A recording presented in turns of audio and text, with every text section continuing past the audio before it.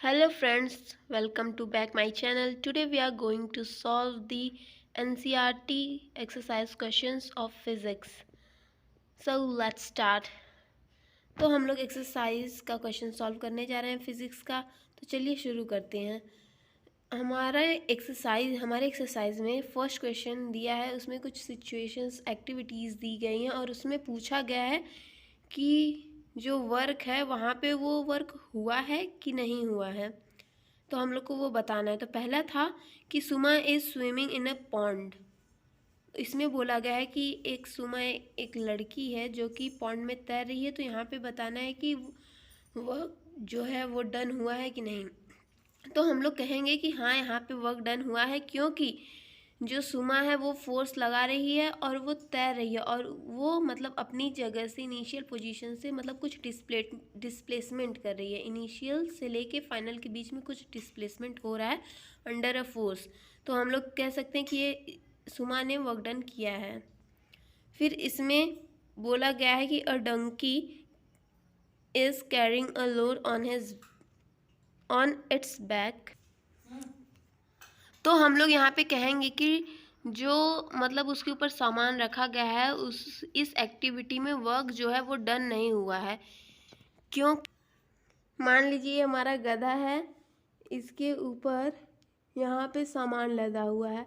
तो जब ये गधा आगे मूव करेगा तो जो इसके ऊपर सामान है वो सीधे जाएगा, तो इसका डिस्प्लेसमेंट सामने के साइड होगा, वो भी सीधे होगा। और इस पर जो है ग्रेविटी फोर्स मतलब लगा रही है नीचे के साइड, इस साइड। तो इधर ग्रेविटी का फोर्स लग रहा है, तो यहाँ पे डिस्प्लेसमेंट इधर हुआ और ग्रेविटी फोर्स लगा रही है इधर। तो यहाँ पे हमारा एंगल बन रहा है 90 डिग्री।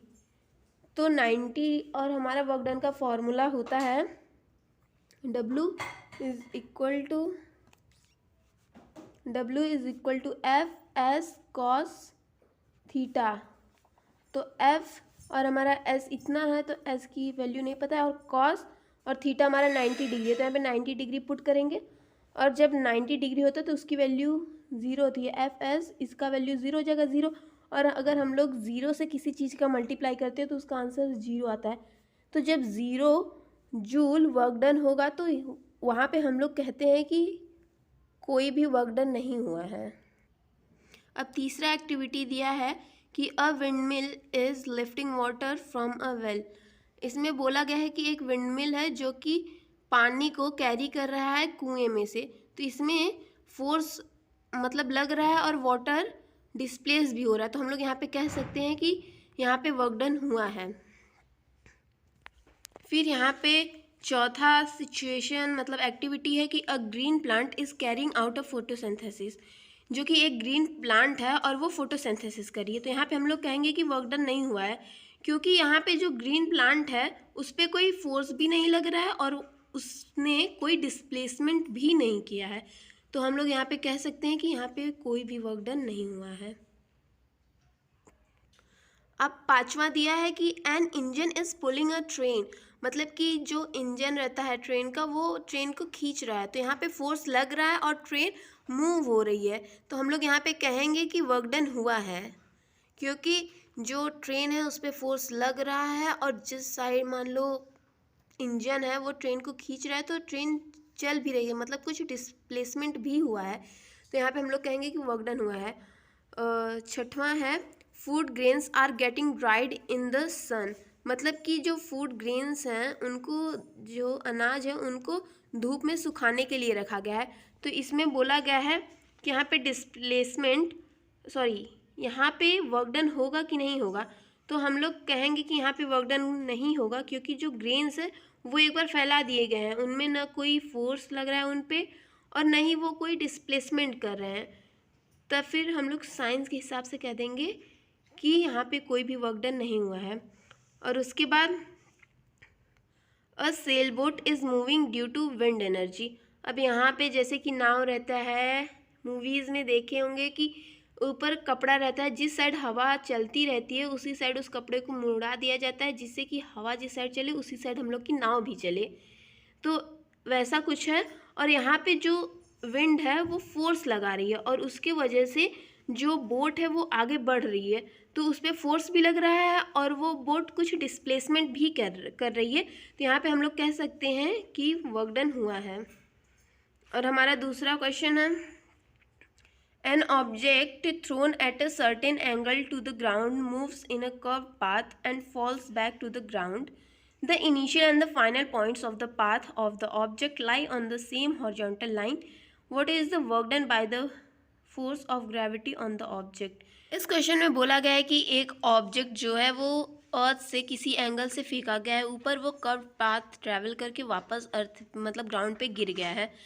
तो फिर इसमें जो इनिशियल पॉइंट है और फाइनल पॉइंट है वो हॉरिजॉन्टल लाइन पे मतलब हॉरिजॉन्टल लाइन पे ही लाई कर रहा है। तो इसमें हमें वर्क डन फाइंड करना है under the force of gravity. तो चलिए, उस क्वेश्चन में बोला गया था कि मान लीजिए ये ग्राउंड है, यहाँ से हमने इस एंगल से हमने इस ऑब्जेक्ट को फेंक दिया है, ये यहाँ से जाके ऐसे ट्रैवल करते हुए यहाँ पे आके गिर गया। तो ये हमारी हॉरिजॉन्टल लाइन हो गई और इसी पे ये इनिशियल पॉइंट और ये फाइनल पॉइंट दोनों लाई कर रहा है। और फिर हमें इसको under the force of gravity find करना है इसका वर्क डन। तो वर्क डन का फॉर्मूला होता है W is equal to F S cos theta. तो F और S देखिए, इसका मतलब S जो होता है वो डिस्प्लेसमेंट होता है। तो S एकदम ऐसा एकदम हॉरिजॉन्टल है, सीधी लाइन है, और ग्रेविटी नीचे एक साइड लग रहा है। तो यहाँ पे एंगल कितना बन रहा है, 90 degree.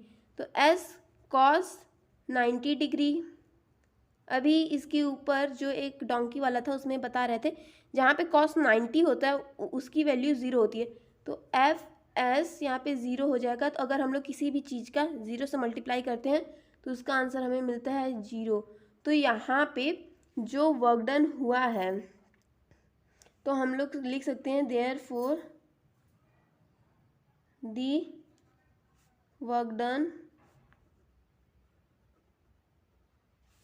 by the force of gravity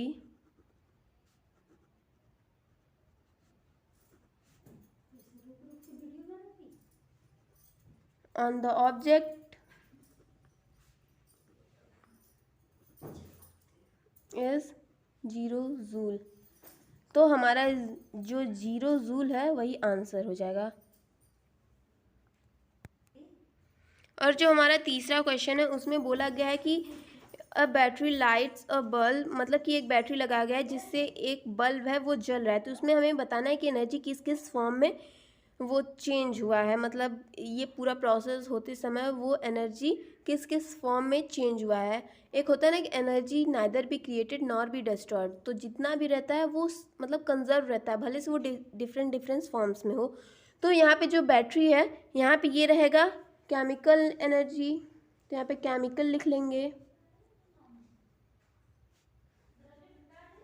फिर उसके बाद यहाँ से फिर वायर्स, मान लीजिए ये बैटरी है, ये बल्ब है, ये वायर है। तो यहाँ पे बैटरी में केमिकल एनर्जी में है, फिर वायर्स में जाएगा तो फिर वो इलेक्ट्रिकल एनर्जी के थ्रू जाएगा, तो इलेक्ट्रिकल हो जाएगा। फिर उसके बाद जब बल्ब ग्लो होता है तो ग्लो होने से पहले बल्ब हीट होता है, उसके बाद ग्लो होता है। तो फिर इलेक्ट्रिकल के बाद वो कन्वर्ट होगा थर्मल में, और थर्मल के बाद जब वो जलने लगेगा तो वो लाइट एनर्जी में हो जाएगा। तो बस इतना ही होगा इस प्रोसेस में एनर्जी का वो चेंजिंग प्रोसेस।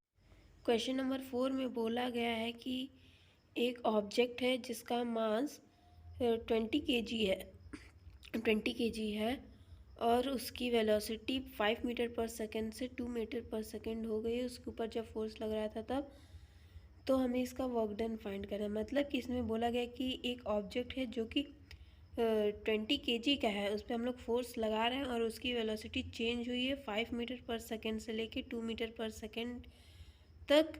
तो हमें उसका वर्क डन फाइंड करना है। तो चलिए फाइंड करते हैं। तो हमें उसमें गिवन था m is equal to 20 kg, u था हमारा 5 मीटर पर सेकेंड और हमारा v था 2 मीटर पर सेकेंड। जो हमारा वर्क डन होता है वो इज इक्वल टू होता है एनर्जी के बराबर, जैसा कि हम लोग जानते हैं। तो हम ये लिख सकते हैं कि work done is equal to change in kinetic energy.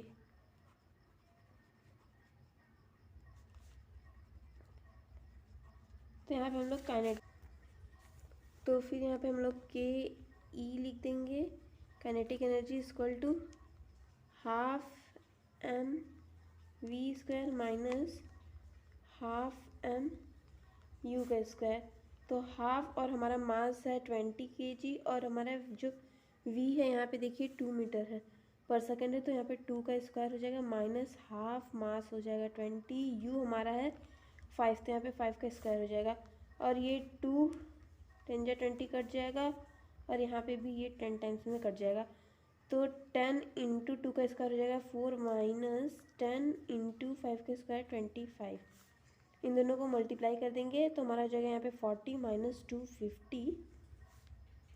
तो हमारा यहाँ पे जब माइनस 250 में से 40 को प्लस करेंगे तो हमारा हो जाएगा माइनस 210 जूल। तो हमारा वर्क डन एनर्जी के बराबर होता है, तो हमारा work done is equal to minus 210 joule आ जाएगा।